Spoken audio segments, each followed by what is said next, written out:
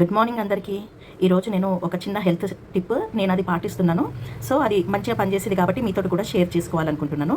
ఇది పట్టిక అందరికీ తెలుసు. ఇంటి ముందు దిష్టికి నల్లదారం చుట్టి లేకపోతే ఎర్రగుడ్డలో పెట్టి కట్టుతూ ఉంటారు దిష్టి తగలకుండా ఇంటికి. సో దీంతో నేనేం చేస్తున్నా అంటే మామూలుగా మన పంటికి బ్రౌన్ కలర్ బ్లాక్ కలర్ గారెలు పడుతూ ఉంటాయి కదా, బ్యాక్టీరియా ఎక్కువ ఫామ్ అయితే పంటికి మనకి ఇట్లా గారె పడుతూ ఉంటుంది పండ్లకి. మళ్ళీ కొందరికి అలవాట్లతోటి పాన్ కానీ గుట్కా కానీ జర్దా కానీ తినే అలవాటు ఉన్న వాళ్ళకి, ఆల్కహాల్ తీసుకునే వాళ్ళకి, కూల్ డ్రింక్స్ బాగా తాగే వాళ్ళకి ఇంకెక్కువగా పడుతుంది అనమాట ఆ బ్రౌన్ కలర్ పాకురు టైపు పంటికి. సో ఈ పట్టిక ఇంత చిన్న ముక్క తీసుకొని పౌడర్ చేసి గోరువెచ్చని నీటిలో పోసి ఆ రోజు పేస్ట్ పెట్టి బ్రష్ చేయకూడదు. మనం ఏ రోజైతే ఇది చేస్తామో ఇంత చిన్న ముక్క అంటే ఒక 1 గ్రామ్ పౌడర్ అంతా తీసుకొని మనం గోరువెచ్చని నీటిలో కలిపేసి దాన్ని నోట్లో పోసుకొని పుక్కిలించాలి.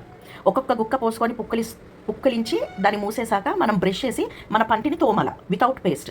అట్లా ఒక కప్పు అంటే మనకి మామూలుగా 8 పుక్కిళ్ళ నీళ్ళు వస్తాయి కదా, ప్రతి పుక్కిలి మనం గాగ్లింగ్ చేసి మూసినాక మనం బ్రష్ చేసి క్లీన్ చేయాలి. రియల్గా నేను బేకింగ్ సోడా తోటి 10 డేస్కి ఒకసారి 15 డేస్కి ఒకసారి క్లీన్ చేసుకుంటాను టీత్ని. నాకు అంత రిజల్ట్ బేకింగ్ సోడా ఉంది రిజల్ట్, బట్ బేకింగ్ సోడా కంటే ఈ పట్టకతోటి నాకు చాలా బాగా రిజల్ట్. ఒకటేసారి అబోవ్ 50% క్లీనింగ్ అయిపోయింది టీత్. మళ్ళీ మౌత్ ఎంత ఫ్రెష్గా ఉంది అంటే మనం మౌత్ ఫ్రెషనర్ వేసి గాగ్లింగ్ చేసుకుంటే మన మౌత్ ఉంటుంది చూడండి, అంత ఫ్రెష్గా ఉంది. సో ఇది నాకు మంచి రిజల్ట్ అనిపించింది కాబట్టి ఈ వీడియో పెడితే కొందరికైనా ఇది యూస్ఫుల్ అవుతుంది అని నేను ఈ వీడియో చేస్తున్నాను. Thank you everyone, and please నా ఛానల్ని సబ్స్క్రైబ్ చేయండి.